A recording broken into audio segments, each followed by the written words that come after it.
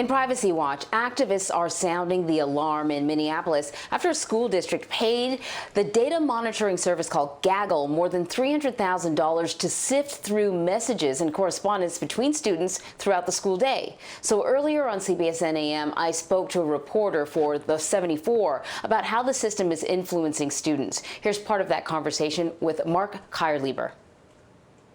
Gaggle is a tool that hooks up to different Google platforms and different Microsoft platforms, say your Google Docs, Hangouts, which is often known as like GChat, right, and Gmail, and it essentially uses artificial intelligence and algorithm to scan those platforms for basically keywords, and I won't use them on your program, but different swear words or references to self-harm or, threats to harm others.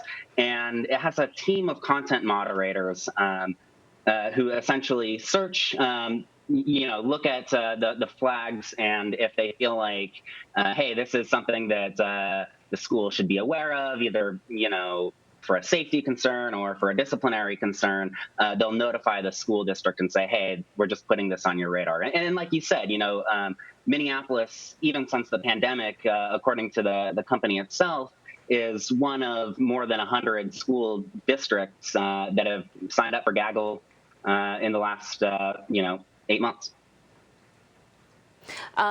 So I feel personally as a parent like I have the right to go through my kids' stuff. I know that might be controversial for some people, but I feel really uncomfortable knowing that strangers that are being paid are doing it. Because what you're describing to me is, words are flagged, but there's actual human beings reading the content of, say, an email? There are, yeah. So, certainly the company, I think it's interesting that you described them as strangers, and maybe that's the concerning part. But, from the company's perspective, certainly they want to have some form of, check. They don't want to rely specifically or exclusively on an algorithm, especially a system that is, potentially flagging common words. They don't want to bombard school districts with, a bunch of, false flags. Right. And so I get, the concern on the surface. These kids are not in the class by and large. I'm presuming that a lot of kids are sort of doing virtual learning. And so, ways in which teachers may be able to intervene, they don't have the possibility to do that anymore. So it's a type of, it's technological policing, but activists are very concerned about privacy rights that may be violated. Could you sort of tell me what the activists are saying? Right. Big picture, beyond the city limits of Minneapolis, there are definitely concerns that this is a form of, government surveillance, that it's, a school district that's monitoring everything that a child does on a school computer. More locally to the issue of Minneapolis. So actually, Gaggle's initial contract with the school district occurred before George Floyd's death, but the school district re-upped that contract after the death. And certainly activists there are concerned, hey, you just after George Floyd's death, you just terminated your contract with the police department, but this is a new form of digital policing, and it comes at a time when kids aren't even in the building, in schools. They're spending the entirety, essentially, of their schooling career in front of a screen. So any interactions that they have with their peers or with their teachers or, with schooling in general is certainly susceptible to being monitored by Gaggle. And, of course, there is a concern that there may be biases when it comes to certain types of students, LGBT students. Sometimes tech companies lean into algorithms because they say it takes sort of the human bias out of it, but human beings make these algorithms, so sometimes there are issues. The counter argument is that this is helping to keep students safe. Have we seen that to be the case? Is this type of software also beneficial?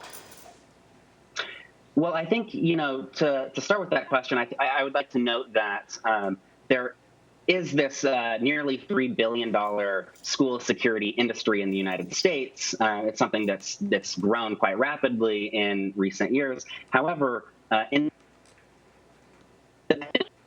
research on the effectiveness of these different programs just isn't there yet. And so that's a little bit problematic. However, the company itself, like Gaggle, for example, has been, tracking how its, program is being used. And over the course of last school year, they say they analyzed about 6 billion files on student computers.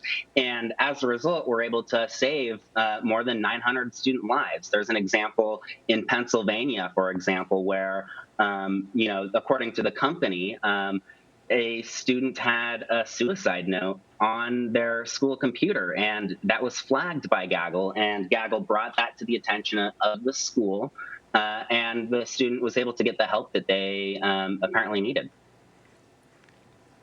Okay, so that's some interesting stuff. We just want to let people know that you're not a mannequin. We did lose your video, but we got your audio, and what you said right there, I think was very, very valuable. Mark Keierleber, thank you so much. You're going to get me calling up my kid's school and finding out if any of that software is being used, because quite frankly, I don't even know. Thank you. Yeah, thank you.